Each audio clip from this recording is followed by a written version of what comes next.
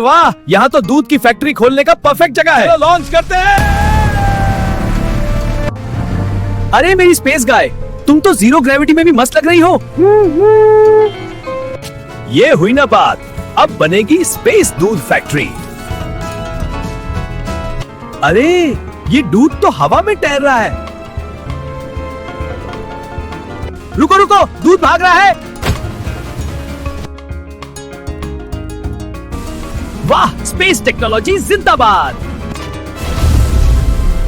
अरे ये दूध की बोतल है या रॉकेट? अरे इंजीनियर गाय बन गई। बचाओ, मैं दूध के गुब्बरे में फंस गया।